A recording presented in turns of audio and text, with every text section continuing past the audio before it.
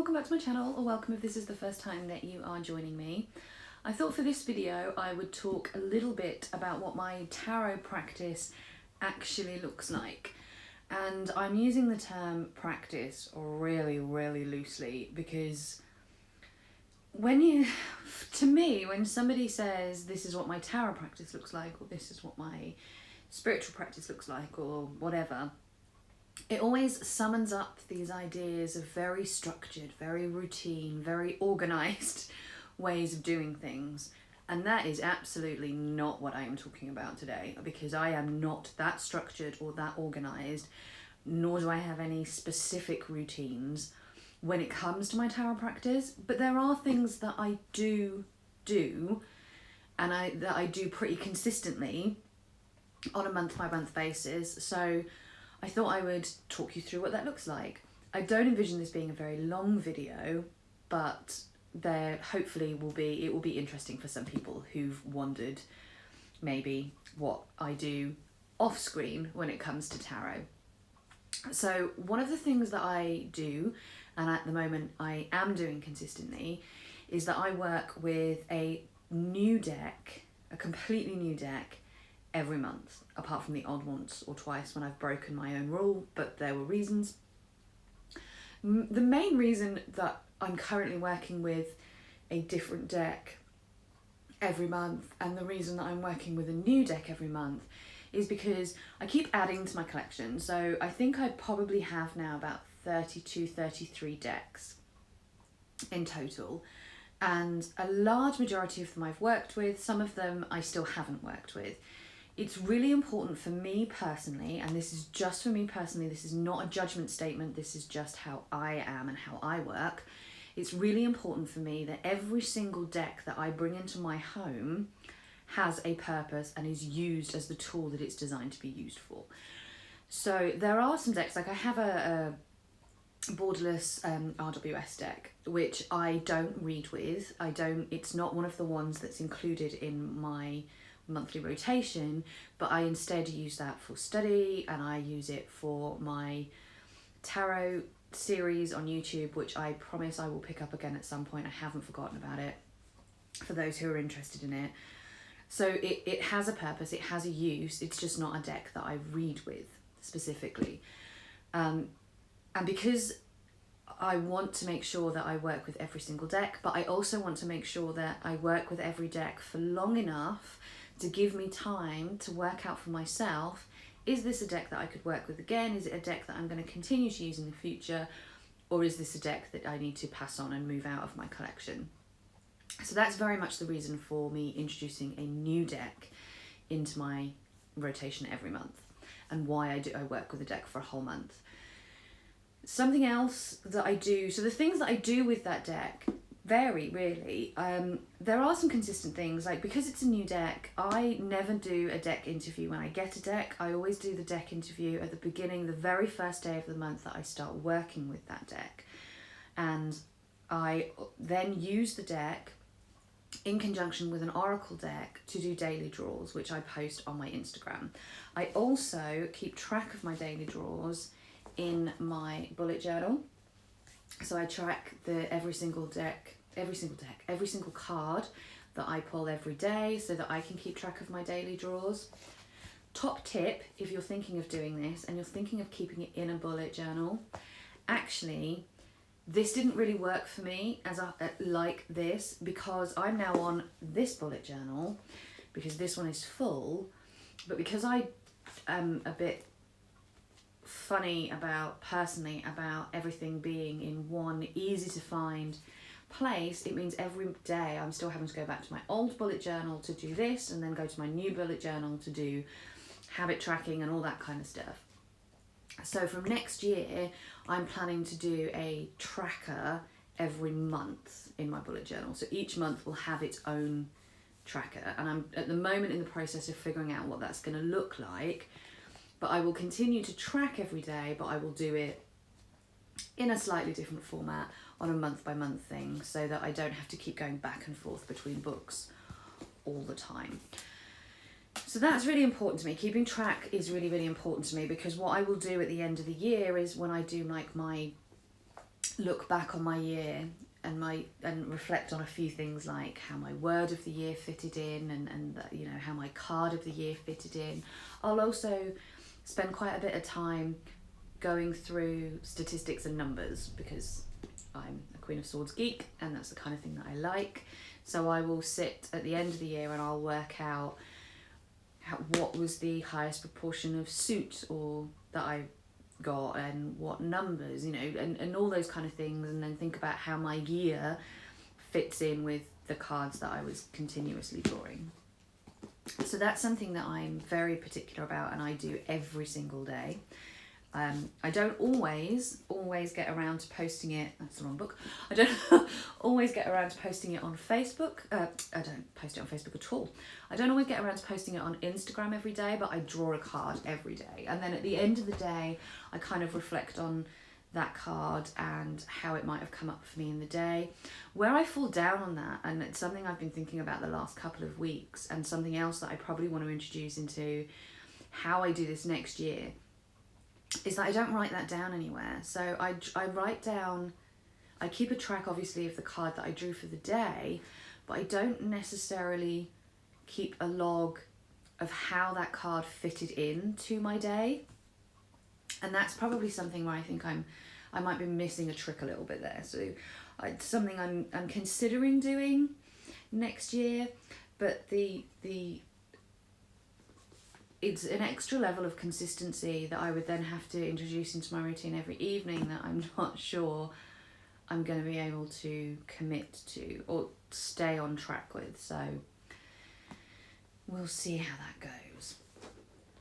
Something else I do, so I always do a full moon reading, I always do a new moon reading, and I always do a spread for the particular festival if that month happens to be a month where we have a festival, a Sabbath. So I have a specific moon, I got these off Pinterest and I'm really bad at writing down where they came from. So these are not my spreads, these are spreads that I have found on Pinterest that I enjoy using.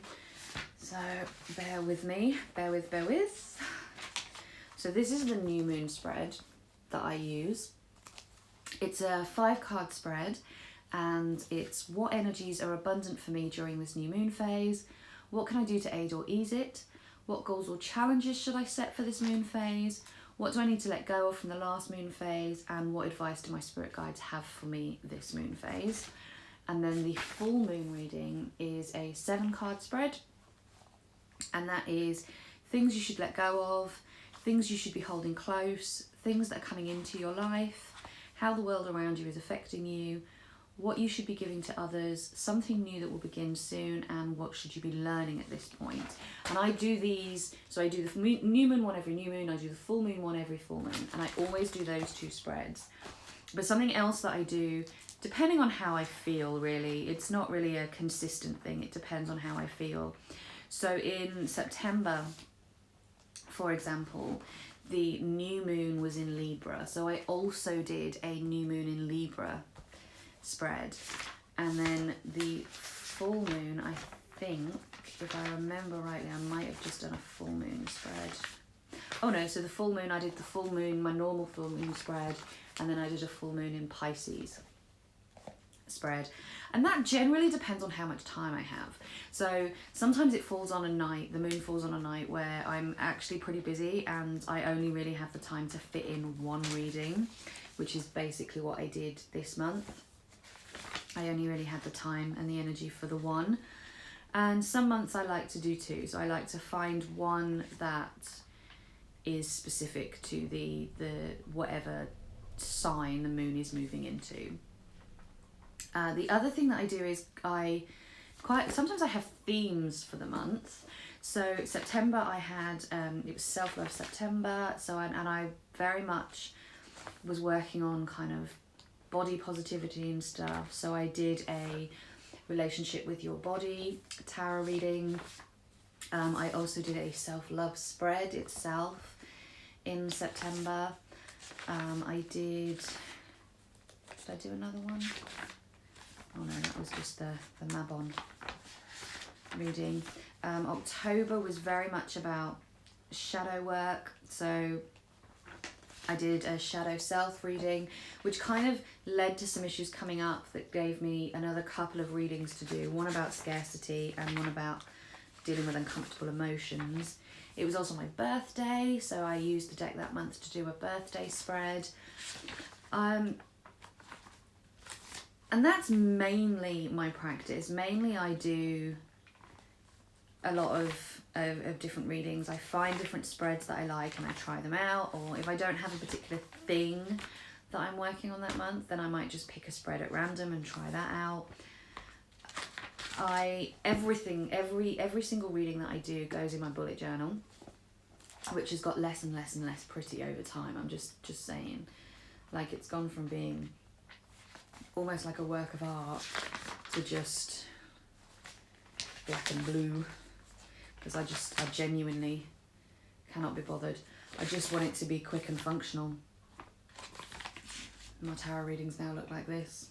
So yeah, I tend to do that. I quite often, I mean, again, if you've been around for a while, you'll know that I'm a very big reader. I very much enjoy a good book. So I quite often in a month will also have some kind of tarot book on the go. At the moment I'm reading Tarot for Troubled Times, which I'm almost done with. And I like to read something tarot related. I have my tarot colouring book, which I don't have to hand, but I'm also working on that. And as I work through each card, I read what's written and I get the card out so that I can really delve into the detail and stuff. So that's something that is part of my practice. And another thing that I do, I mean, but not very consistently, when I get a new deck, one of the things I do is I like to go through every card. And when I'm working with that deck for the month, I like to have a look at, so I will specifically sit down with the deck and I will go through it and I'll pull out the cards that I really, really love. And then I'll pull out the cards that I either don't get, don't like, or just for whatever reason don't understand. And kind of do some stuff with those cards. So maybe journal about them or just sit with them or whatever and try and understand where those feelings are coming from, or try and get to grips with the cards, particularly the cards that I feel uncomfortable with. Kind of try and really dig into what is it about those cards that just isn't working for me. And I also have just started, but I only started that this month, actually reading the guidebooks that come with the decks that I'm working with for that month, which I know for a lot of people is like, duh, what else do you do with them? But I've never really been one for sitting down and reading the guidebook.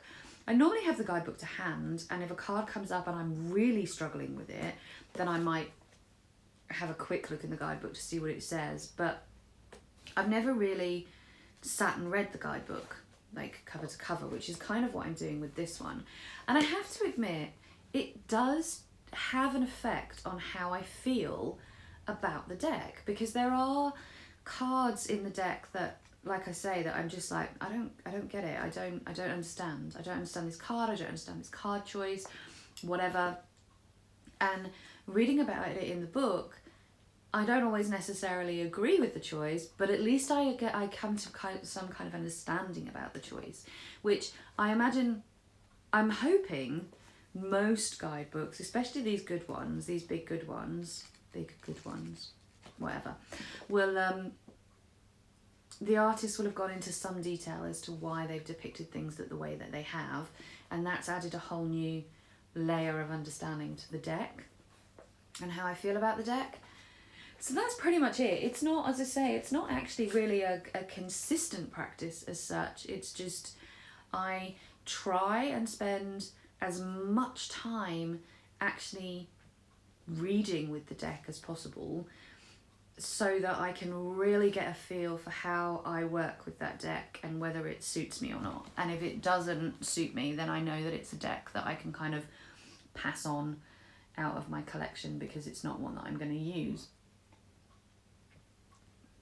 So that's pretty much it. As I say, not very consistent, but hopefully it gave you a bit of insight into what I do in terms of the tarot kind of off screen. And you know, I am actually using my cards. It's not just, I'm not just buying them because they're pretty kind of thing. But I would love to hear more about your tarot practice and what that involves. So either hit me up in the comments or make your own video and then drop me a comment to let me know that it's there so I can go and check it out. Thanks very much for watching, and I will see you all shortly for the next one. Bye bye.